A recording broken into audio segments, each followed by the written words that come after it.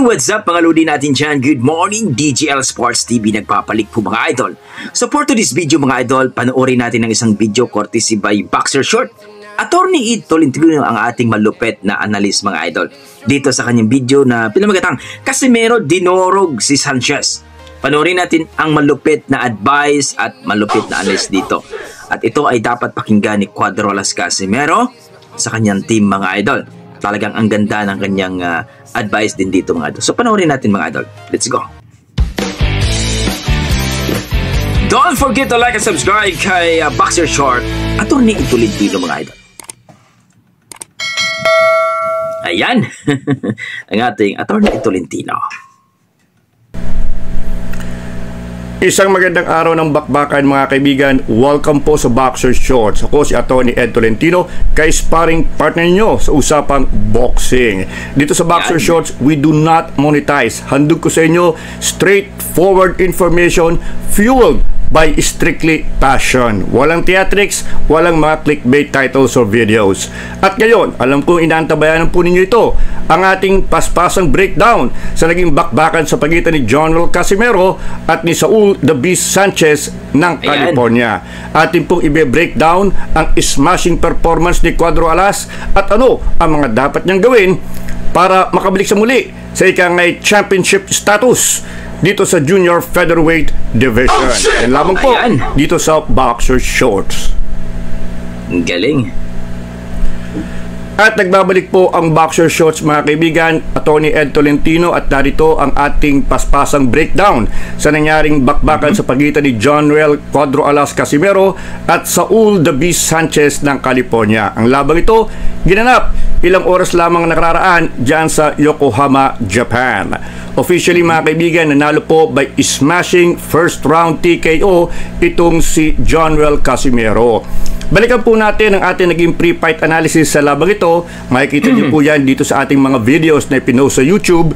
Sinabi ko sa inyo na sa kabila ng agam-aga ng marami, kakayanin ni General Casimero itong si Saul the Beast Sanchez sapagkat hindi po na-impress ang inyong lingkod. Sinabi ko sa inyo, madaling basahin ang estilo ni Saul Sanchez. Ang kanyang kamay, kip-kip doon sa kanyang ulo, pero sa ginagawa ng style niyon, sinabi ko sa inyo, open na open siya sapagkat malayo ang itinatakbo ng kanyang suntok. Maluwag po yung delivery ng hook, so open na open siya sa loob, and syempre palibase nakataas ang kamay, open din po siya sa bodega. At yan po ang nabasa ni General Casimero. Very brilliant way to dissect itong si Saul Sanchez. Tinira po niya ng isang matinding suntok sa bodega dahil nga po nakataas ang guard nitong si Sanchez, at doon pa lamang nakita natin umalog itong si Saul Sanchez from that body shot. He was never the same. The wind was knocked off him. General Casimero pursued him. He actually fell and nag-touch yung gloves sa canvas, so that was a knockdown. Inararo po siya ni General Casimero after that. Tumama din po ng ilang left hook itong si Saul the Beast Sanchez, pero iba na yung adrenaline ni General Casimero. Tumama si Sanchez, napaatras si General Casimero, pumasok si Sanchez wide open for the counter left hook, dapa itong si Saul the Beast Sanchez. Umangat, tumayo, pero alam po natin nung inawat ng referee ay tamang itigil na lamang ang laban. Yun ang tinatawag kong boxing euthanasia. Wala na i-pull mo na yung plug sapagkat wala nang ilalabas pa itong si Saul the Beast Sanchez.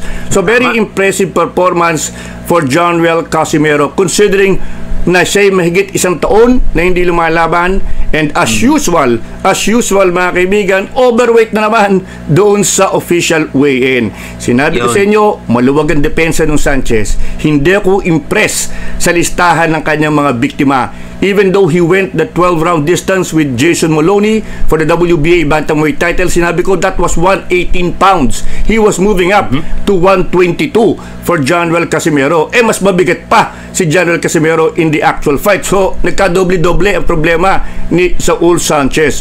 But we were convinced from the start that he does not belong in the same class as General Casimero. Kaya sinabi po natin, except for the conditioning issues, kung yun ay ma-address niya, walang magiging problema si General Casimero sa labang ito. At yun nga po ang nangyari. Ayan. At ito nga mga kaibigan, congratulations kay Jonrel Casimero for that smashing first round knockout win. Very important considering na meron siyang conditioning issue sa labang ito.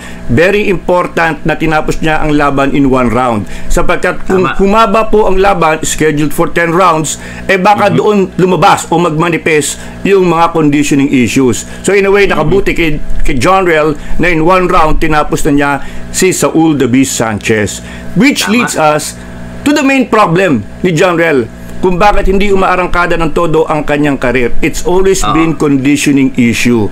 Remember mga kaibigan. So, yun po mga idol, ito no, ipapaliwanag ni attorney dito yung ano talaga ang problema ni Cuadras Casimero pagdating sa mga laban. Kasi timbang talaga mga idol. No? So, grabe. No? Yun ang issue natin dito sa kanyang karera. At ang time po mga idol, kung sa pagalingan talaga, Cuadras Casimero, wala tayong masabi dyan. Malupit talaga. Ang problema lang talaga ay ang timbang ni Cuadras Casimero. Kung walang problema sa conditioning si Jonrel Casimero, di sana 2 years ago nakalaban niya si Naoya Inoue. Hindi dapat si Paul Butler ang humarap kay Naoya Inoue for the WBO bantamweight title. Dapat si Casimero yun, sapagkat titulo niya yun eh. Hindi naman siya natalo as WBO bantamweight champion. Natanggalan lamang siya ng corona because, sabi ko nga, overweight siya, may problema sa timbang, gumamit ng sauna, bagay na pinagbabawal sa Inglaterra, kaya eventually, hindi natuloy yung laban, at nabuwisit na ang WBO, tinanggalan siya ng corona. He was never really beaten as WBO bantamweight champion. So this needs to be addressed mga kaibigan, sapagkat si Jonrel Casimero is a professional boxer. You have to be professional. Ang ibinebenta mo yung talento mo sa boxing. Ang boxing is fought by division, by weight limit. Kailangan meron kang ideal weight na mini-maintain. At syempre, dahil professional ka, dapat ipakita mo sa mga promoter na ako'y pwede ka mag-invest sa akin, pwede ka magbigay sa akin ng atensyon, and I guarantee you, on fight day, I will show up eksakto en punto sa timbang. Sapagkat walang promoter ang mag-i-invest kay Jonrel o sa kahit sino mang boxer mga kaibigan, kung pagdating ng aktual na laban, you are overweight. Kung ang laban kay Sanchez ay world title fight, may option ang champion na i-cancel na lamang ang laban. Kung nangyari yun, Diyos ko, lalo na, di kawawa yung promoter. Nag-invest ng maraming pera, pagkatapos walang nakitang return of investment. Wala na magpo-promote pag ganyan kay Jonrel. So very important, Jonrel, get a conditioning coach. At pag sinabi kong conditioning, hindi air conditioning. Yung totoong conditioning coach. Somebody who will check your weight and guarantee that you will show up within the weight limit. Sapagkat sayang, you are 35 years old, medyo may edad na ang katawan, senior years na yan actually sa boxing, the more you need a conditioning coach, sapagkat hindi ka na bata. Sayang ang pagkakataon, Jonrel, years from now, babalikan mo itong mga oras na ito, yung mga nasayang na oras, at isipin mo, sayang, kung ako'y nag-focus lamang, if I was only in good condition always, mas marami pa akong nakuhang kampyonato at mas marami pa akong ikangay na conquer na ikangay mga magagaling na kalaban. So hopefully this matter will be addressed because we hate to see a good talent put to waste. Tumatakbo ang oras, sayang ang pagkakataon. Hindi araw-araw, sabi nga natin, that the So yun yung mga idol, no? Very appreciated kay Cuadras Casimero pagdating sa mga laban. Ang galing talaga niya. Pero yun nga ang problema ni Cuadras Casimero, yung timbang talaga, no? Madali lang naman yung mga idol kung tutuusin natin. Kailangan talaga ng strength conditioning coach o nutritionist para may mag-monitor kay Cuadras Casimero sa kanyang mga kinakain, sa timbang niya. Kasi Coach Jason, yan ang mag-train sa mga pagme-meets. Pero kailangan na maintindihan natin na kailangan ni Cuadras Casimero ng strength conditioning coach o nutritionist para may makamonitor sa kanyang mga kinakain, sa kanyang timbang, para sigurado. Tama yung sinabi ni Attorney Ed Tolentino dito na problema talaga, walang mag-i-invest na mga promoter. Pero hoping po tayo mga idol, dahil nga impresibo ang pinakita ni Cuadras Casimero kahit nagkaroon pa ng problema sa weight, maraming kukuha na promoter. Actually, may 2 promoter na nagparamdam mga idol, tumawag daw. So hoping po tayo mga idol na makakuha ng promoter na mas malupit si Cuadros Casimero para mapalaban kay Naoya Inoue or mapalaban dito sa 126 at kukuha ng belt dito, kasi sa 122 walang belt dito na kay Inoue, at sa ngayon ay wala sa listahan si Casimero. Pero siyempre, dahil nga sa malupit na promoter ay magkakaroon ka ng strength conditioning coach para masigurado ang iyong timbang na makukuha mo, at may pangako mo sa promoter mo na makukuha ko ang timbang na 122, mag-invest ka sa akin. So yun po mga idol, I hope na ang Team Casimero ay malalaman kung saan po yung medyo konti lang naman, hindi naman gaano kalaking problema yung mga idol. Kailangan talaga makuha ang exactly na timbang ni Cuadros Casimero para walang problema. So hoping tayo mga idol na maliwanagan po tayo. So hanggang dito lang po mga idol. Maraming salamat. Huwag niyong kalimutan mag-like and subscribe kay Boxer Short, Attorney Ed Tolentino sa kanyang channel mga idol. Okay, God bless mga idol.